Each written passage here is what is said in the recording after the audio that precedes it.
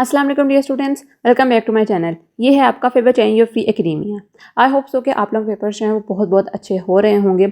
आज की वीडियो के अंदर मैं आप लोगों को बताऊंगी कि आप लोगों ने अपनी उर्दू की प्रिपरेशन जो है वो किस तरह करनी है, किस तरह आप लोगों ने स्टार्ट करनी है और किस तरह एक दिन के अंदर आप लोगों ने बेस्ट प्रिपरेशन के साथ जाना है और इंशाअल्लाह आप लोगों का पेपर जो होगा वो बहुत बहुत अच्छा होगा। आपका पेपर कितना अच्छा होगा ये सब कुछ डिपेंड करता है कि आप लोग प्रिपरेशन जो है वो किस तरह करके जाते हो, किन चीज़ों को आप लोग फोकस करते हो, आप लोग इस चीज़ को एनालाइज कर देते हो कि इस ये चीज़ जो है ये बहुत ज़्यादा इंपॉर्टेंट है, इसमें ज़्यादा पार्ट आएगा, ये चीज़ जो है ये लेस इंपॉर्टेंट है। तो आज की इस वीडियो के अंदर बेसिकली मैं सब चीज़ें आप लोगों को बताऊंगी कि किस तरह करके आप लोगों ने अपनी उर्दू की प्रिपरेशन करनी है ताकि आप लोग थोड़े टाइम के अंदर ज़्यादा चीज़ें आप लोग अपनी कवर कर सको। जैसे कि आप लोगों को पता है कि आप लोगों के जो पेपर होता है उसके अंदर हाफ मार्क्स जो होते हैं वो किस चीज़ के होते हैं, आप लोगों के ऑब्जेक्टिव के होते हैं। ठीक है, ऑब्जेक्टिव को करने की सबसे बेहतरीन तरीका क्या है कि या तो आप लोग पास्ट पेपर्स कर लो, या फिर अगर आप लोगों के पास कोई गाइड बुक है तो स्पेसिफिक जैसे जिसके अंदर मुज़क्कर मुअन्नस का पार्ट आता है, अल्फाज मुतज़ाद आते हैं। ठीक है, आप लोगों की जो रीडिंग है उसमें से कुछ MCQs आते हैं। ठीक है, ग्रामर के MCQs आते हैं, अराब वगैरह भी आते हैं। तो ये चीज़ें आप लोग या तो खुद प्रैक्टिस कर लो, अपनी गाइड बुक से देख लो, या फिर इसका एक हल है कि अगर तो आप लोगों को पहले तैयार किए हुए हैं, ठीक है, तो आप लोग कहते हो कि हम कुछ और पढ़ना चाहते हैं, हम ये चीज़ें आती हैं, तो आप लोग क्या करो कि सिर्फ और सिर्फ पास पेपर से एक नजर देख लो ताकि आप लोग गो थ्रू हो जाओ उस चीज़ से कि ये चीज़ें पेपर के अंदर आनी है। सेकेंडली जो इंपॉर्टेंट बात आती है वो आती है हिस्सा इंशाइया की, जिसके अंदर आप लोगों की सबसे पहले जो पार्ट आता है वो आता है गज़ल का और नज़म का। हमने स्टार्ट भी गज़ल और नज़म से करना है क्योंकि ये सबसे ज़्यादा जो है वो मुश्किल पार्ट है। ठीक है, इसके अंदर दो दो एक शायर की दो दो गज़लें हैं। ठीक है, और नज़म जो है वो भी काफ़ी ज़्यादा है, तो आप लोगों को इसके अंदर थोड़ा सा जो पार्ट ज़्यादा है वो करना पड़ेगा। ठीक है, इसके ऊपर थोड़ी सी अटेंशन जो है वो देनी पड़ेगी। सबसे पहले आप लोगों ने इसी से स्टार्ट करना है, शायरों की गज़लें करनी है और शायरों की आप लोगों ने नज़में करनी है। अब इसको बेस्ट तरीका क्या होता है, देखो बच्चों, अगर कोई आप लोगों की नज़म है, सपोज में जैसे आप लोगों को समझा रही हूँ, हमद है। ठीक है, हमद के अंदर आप लोगों को पता है कि इस पूरी हमद के अंदर अल्लाह पाक की तारीफ बयान की गई है। ठीक है, तो अगर आप लोग कोई 5 से 6 शेर जो अल्लाह पाक से रिलेट कर रहे हैं, अल्लाह पाक की तारीफ से रिलेट कर रहे हैं, वो आप लोग याद कर लोगे तो आप नज़म की पूरी तशरीह के अंदर वो लिख सकते हो। ठीक है, इसके लिए आप लोगों को जरूरी नहीं है कि आप लोग हर शेर के अकॉर्डिंग जो है वो आप लोग दो दो शेर याद करो। नज़म के अंदर बेसिकली क्या होता है, नज़म के अंदर एक यही ईजी पॉइंट होता है कि नज़म पूरी के अंदर एक ही बात की है। अगर हमद की बात करें तो उसमें अल्लाह पाक की तारीफ ही बयान की गई होगी डिफरेंट एस्पेक्ट से। ठीक है, नात की बात करें तो आप सल्लल्लाहु अलैहि वसल्लम की तारीफ बयान की होगी डिफरेंट एस्पेक्ट से। ठीक है, मैदान करबला में सबका मंजर है तो उसने किस चीज़ के ऊपर फोकस किया हुआ है, मैदान करबला के ऊपर, करबला की जो सिनेरियोस थे उसके ऊपर फोकस किया हुआ है और वहां पर कितना मुश्किल उन्होंने फेस करनी पड़ी उसके ऊपर फोकस किया हुआ है। तो आप लोग उससे रिलेटेड जो है 5 से 6 शेर जो हैं वो अच्छी तरह अगर याद कर लोगे तो आप लोग हर अपने पैसेज के अंदर, हर एक तशरीह के अंदर वो आप लोग लिख सकते हो। और यहाँ पर मैं एक बहुत इंपॉर्टेंट बात दूं कि आप लोग नज़म की तशरीह जो है वो आप लोग इकट्ठे भी कर सकते हो। ठीक है, जो आप लोगों को 2 अशारान है, आप लोग उनकी तशरीह जो है वो आप लोग एक साथ कर सकते हो। ठीक है, अलग-अलग करने की कोई जरूरत नहीं है, इकट्ठे भी कर सकते हो क्योंकि नज़म के अंदर एक ही बात जा रही होती है।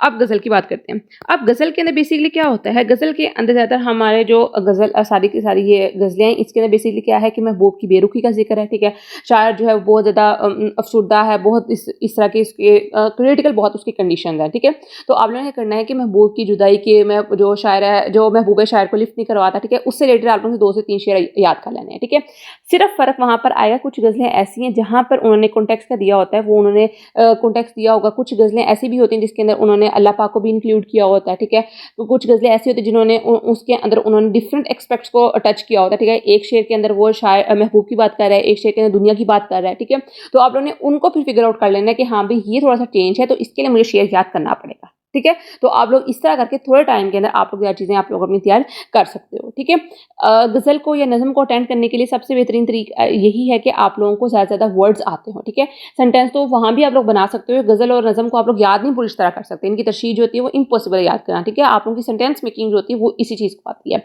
तो जब मैं अपने फर्स्ट ईयर सेकंड ईयर के अंदर तो मैं क्या करती थी कि हर एक जो गज़ल है उसका शेर जो होता है ना उसके अंदर कुछ पॉइंट्स ना अपने साइड पर लिख लेती थी उसके अंदर कि हाँ भी इस शेर के अंदर ये पॉइंट किए हुए हैं। जब आप लोगों को थोड़े एक दो चीज़ें बता देती हैं, देखो सपोज जैसे पेपर के अंदर भी हम जब चीटिंग कर रहे होते हैं, सॉरी टू से दैट, तो हम कहते हैं कि हाँ यार बस मुझे थोड़े से मेन पॉइंट्स बताओ, अंदर मैं खुद ही लिख लूंगा।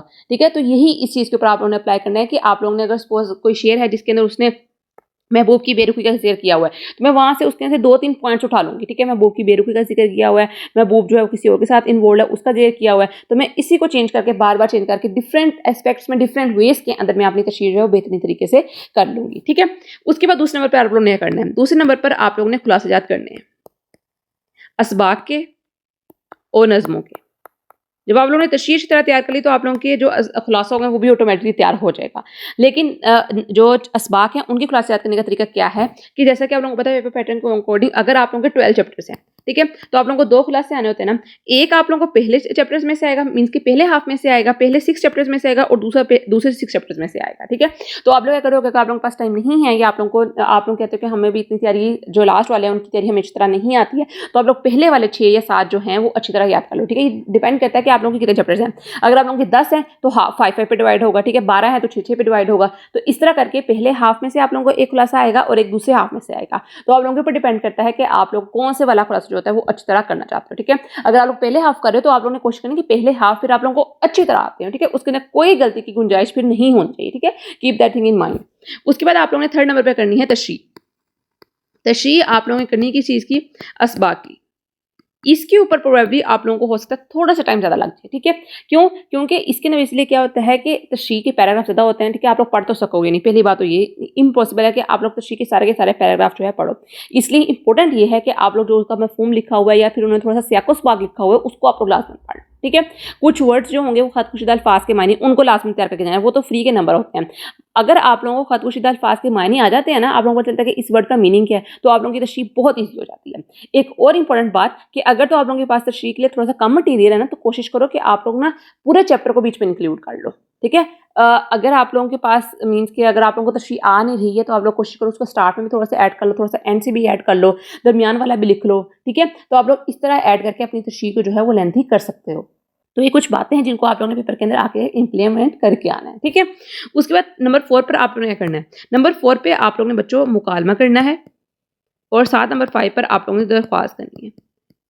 कुछ बच्चों ने यहाँ पर उदात भी की होगी, बट मैं आप लोगों को प्रेफर करती हूँ कि आप लोग मुकालमा ही करो, ठीक है। मुकालमा ज़्यादा ईजी होता है, दरख्वास्त भी ज़्यादा ईजी होती है, आप लोग आसानी से कर सकते हो इसको। अटैम्प्ट वगैरह छोटे होते हैं। मुकालमा एक मैं आप लोगों को बात बता दूँ कि मुकालमे के अंदर आप लोगों की अगर कोई गाइड बुक है ना, तो उसके अंदर बेसिकली उन्होंने सिर्फ लाइनें लिखी होंगी, तो कोशिश करो कि उसके अंदर कुछ एडिशनल चीज़ें ऐड कर लो, ठीक है। मोटिवेशनल, अगर सपोज जैसे कि मोस्ट कॉमन जो मुकालमा होता है वो किस चीज़ का होता है, जहेज़ के बारे में होता है, ठीक है। तो आप लोग उससे रिलेटेड कोई हदीस वगैरह हैं, ठीक है, कोई आप लोग कोई कोट्स वगैरह मिलते हैं उससे रिलेटेड ऐड कर लो। इल्म के बारे में, ठीक है, दोस्त जो है वो एक्स्ट्रा करिकुलर एक्टिविटीज़ में बहुत ज़्यादा इन्वॉल्व है, पढ़ नहीं रहा है, तो आप लोग उससे रिलेटेड कोई चीज़ ऐड कर सकते हो, ठीक है।